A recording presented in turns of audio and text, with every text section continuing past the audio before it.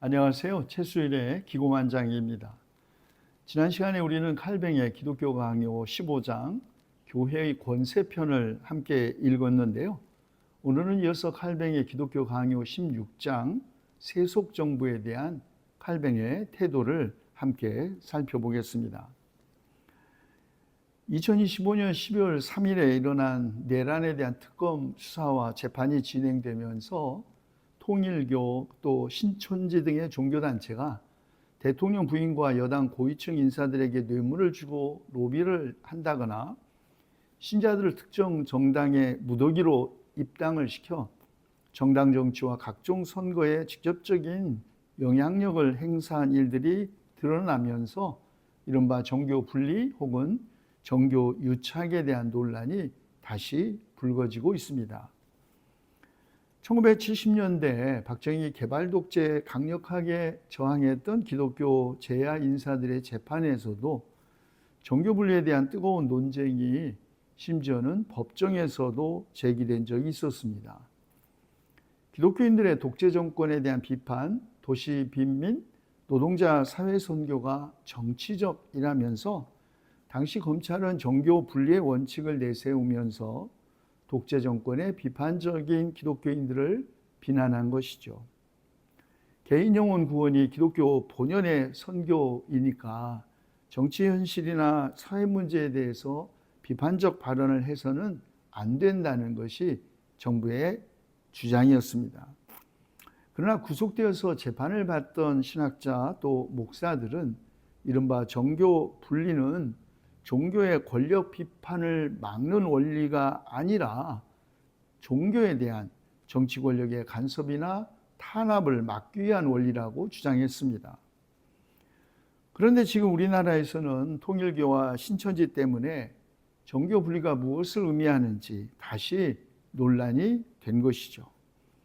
정광훈 목사는 아예 정당을 만들어 총선에 직접 참여했고 신천지는 지난 5년간 최소 5만 명의 신도를, 또 통일교는 약 11만 명에 달하는 신도를 국민의힘당에 입당시켜 정치적 영향력을 행사했다고 합니다. 이런 충격적인 정교 유착 사건이 수사를 통해 드러나면서 정교 분리 문제가 다시 수면 위로 올라온 것입니다. 그러나 사실 정교 분리 문제는 아주 오래된 역사적 배경을 가지고 있습니다. 여기서 말하는 정교 분리는 종교인 개인과 정당이나 정부와의 관계가 아니라 사회적 조직체로서의 교회, 지역교회나 교단 혹은 교단 연합체 등과 같은 그런 교회와 정부의 관계에서 제기된 문제를 의미합니다. 콘스탄티누스 대제에 의한 이른바 대전환 이후 기독교가 일종의 국가 종교가 된 유럽에서는 정교 분리가 아니라 정교 유착이 오히려 더 큰 문제였습니다. 그러나 교황과 국왕 사이의 주도권 싸움, 예를 들면 주교나 성직자 서임권을 둘러싼 권력 다툼이 그치지 않은 것이 정교 분리의 단초가 되었죠. 유명한 카노사의 굴욕이라는 사건 여러분 다 기억하시겠죠? 1077년 교황권이 황제권을 압도한 사건이었습니다. 그러나 그 후 권력은 다시 국가 편으로 이동했습니다. 16세기의 종교개혁은 교회의 개혁만이 아니라 교회와 영주들의 분열도 초래했습니다. 종교개혁 이후 전개된 30년 전쟁 후 1648년 웨스팔렌 조약을 통해서 정치와 종교 분리에 힘이 실리게 되었고 유럽은 통치자의 종교가 곧 그 지역의 종교가 된다는 원칙으로 갈등을 해결했습니다. 정교 분리의 철학적 토대는 17, 18세기 계몽주의의 등장에 있었습니다. 계몽주의는 국가의 역할을 영혼의 구원이 아닌 지상의 평화와 질서 유지로 한정해야 한다고 주장함으로써 정교 분리를 국가 편에 요구한 것입니다. 이런 정교 분리가 제도화된 것은 영국의 청교도들이 종교의 자유를 위해 아메리카로 이주해 오면서부터였습니다. 미국은 1791년 수정헌법 1조를 통해 연방의회가 국교를 정하거나 자유로운 신앙 행위를 금지하는 법률을 만들 수 없다고 못 박았죠. 종교 박해를 피해 건너온 이주민들이 세운 나라이기에 특정 종교가 국가 권력을 잡는 것을 아주 극도로 경계한 것입니다. 프랑스에서도 1789년 혁명 후 1905년에 정교 분리법이 제정되었습니다. 우리나라 헌법도 제20조에서 정교 분리의 원칙을 명시하고 있습니다. 제1항 모든 국민은 종교의 자유를 가진다. 제2항 국교는 인정되지 아니하며 종교와 정치는 분리된다. 이런 내용입니다. 이것은 종교의 자유를 보장하고 국가가 특정 종교의 교리를 강요하거나 종교적 의식을 강제하는 것을 막는 근거가 되었죠. 종교 분리의 역사를 보나 우리 헌법을 보나 종교 분리는 종교로부터 국가 권력의 자율성을 지키기 위한 것이 아니라 국가 권력의 간섭으로부터 종교를 지키기 위해서 제정된 원칙이라고 하겠습니다. 종교 분리의 원칙은 수많은 피를 흘린 유럽의 종교 전쟁과 권력 투쟁 끝에 형성된 현대 민주주의의 주요 장치입니다. 그렇다면 16세기 유럽의 경우이긴 하지만 세속 정부에 대한 종교개혁자 칼뱅의 입장은 무엇이었는지 오늘 우리가 함께 알아보려고 합니다.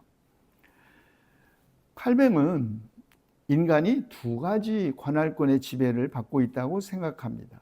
이른바 영적 통치와 정치적 통치가 그것입니다. 칼뱅은 영적 통치와 세속 통치는 서로 별개의 영역이지만 이 둘이 서로 대립하는 것이 아니라고 강조합니다. 오히려 세속 정부는 우리가 이 땅에서 사는 동안 하나님의 나라를 예표하고 보조하는 역할을 한다고 보았습니다. 칼뱅은 세속 정부를 구성하는 요소를 세 가지로 나누었는데요. 법률을 보호하고 수호하고 보존하는 위정자, 위정자가 권력을 행사하는 데 근거가 되는 법률, 그리고 법률의 통제를 받고 위정자에게 복종해야 하는 백성이 그것입니다. 세속 정부는 사람들이 함께 살아가도록 해줌으로써 먹고 마시는 일과 인간의 삶이 유지되는 방식에 포괄적으로 관련되어 있긴 하지만 사실은 그 이상의 것들과도 관련이 있다고 칼뱅은 주장합니다.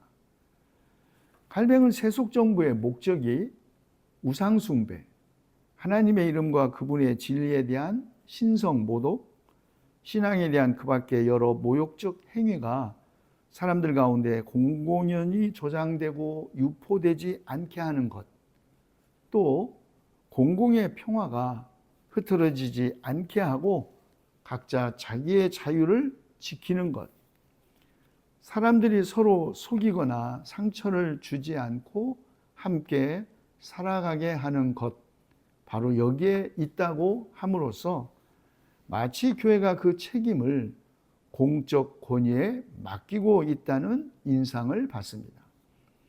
그러나 이런 오해를 피하기 위해서 칼뱅은 정부의 세 가지 요소인 법률을 수호하고 보존하는 위정자, 위정자가 권력을 행사하는 데 근거가 되는 법률, 법률의 통제를 받고 위정자에게 복종해야 하는 백성을 각각 나누어 자신의 생각을 제시합니다. 먼저 위정자의 직분에 대한 것입니다.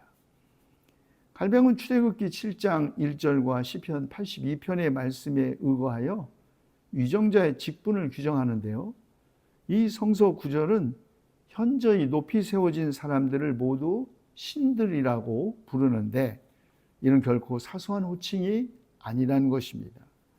이 호칭, 그 사람들이 하나님에게서 위임을 받았다는 것과 그 그들이 하나님에게서 나온 권위를 지니고 모든 면에서 하나님의 대표자이고 어떤 의미에서는 하나님의 대리자라는 것을 나타낸다고 합니다.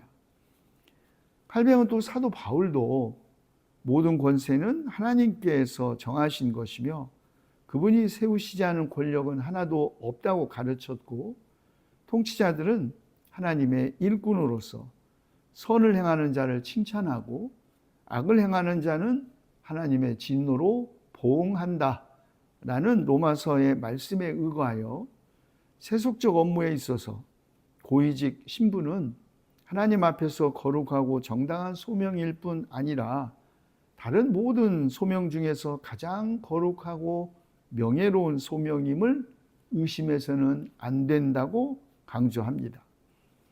그렇다면 이런 신적 위임을 받은 위정자는 어떤 의무를, 어떤 임무를 가지고 있는 것일까요?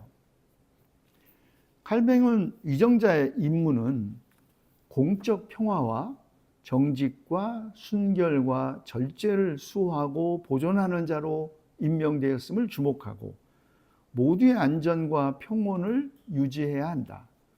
그렇게 하려면 위정자가 반드시 해를 끼치는 악인의 행위에 맞서서 선한 자를 옹호하고 억압당하는 자를 힘을 다해 도와주어야 하므로 위정자는 악으로 공공의 평화를 유린하는 자를 제압하고 철저히 응징할 권세로 무장해야 한다.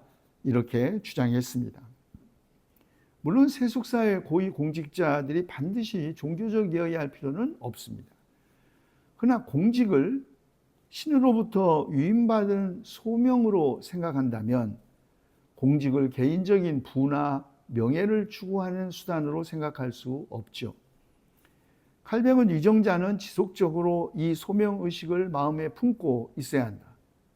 위정자가 자신이 하나님의 공의를 다루는 일꾼으로 임명되었음을 깨닫는다면 그는 높은 수준의 청렴과 지혜와 자비와 절제와 순결을 그 스스로에게 지켜야 하지 않겠는가라고 반문합니다. 그러면서 구체적으로 하나님의 보좌로 여기는 재판석에 불의를 허용하는 재판관, 불의한 판결을 하는 재판관, 사악한 법령에 서명하는 재판관들을 혹독하게 비판합니다. 그리고 공적 평화와 정직과 순결과 절제를 수호하고 보존하는 자로 임명된 위정자는 악으로 공공의 평화를 유린하는 자를 제압하고 철저히 응징할 권세로 무장해야 한다고 강조합니다. 그렇다고 해서 칼뱅이 위정자들의 모든 통치 행위를 다 긍정하는 것은 아닙니다. 칼뱅은 통제되지 않은 장혹함을 좋아하지 않는다고 하면서 관용을 위정자의 최고 덕목으로 제시하면서 응징과 관용 사이에서 위정자는 긴장을 유지해야 한다고 합니다. 위정자는 자기가 치료할 수 없을 정도의 무분별한 가혹함으로 상처를 입혀서는 안 된다. 또한 위정자는 모든 것을 허망하게 양보해버리면서까지 어리석고 무비판적으로 관용을 내세우다가 모든 것을 쉽게 내주어 많은 이들이 엄청난 희생을 치르게 하는 잔인한 친절에 빠져서도 안 된다라고 함으로써 매우 현실주의적 입장을 견지합니다. 칼뱅은 이어서 전쟁에 대한 자신의 입장을 피력합니다. 칼뱅은 왕과 민족이 종종 전쟁을 피할 수 없는 상황이 있다는 것을 인정합니다.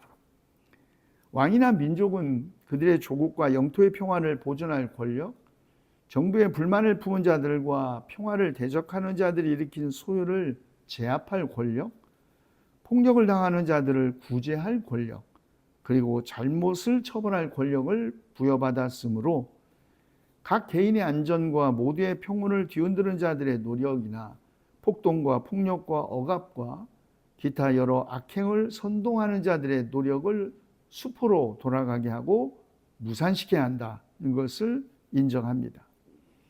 그러나 왕이든 평민이든 정당한 이유 없이 다른 이의 영토를 급습하여 약탈과 살육을 자행한다면 그런 짓을 저지르는 자는 누구든 모두 도둑으로 간주되어 똑같이 처벌받아야 한다고 강조합니다.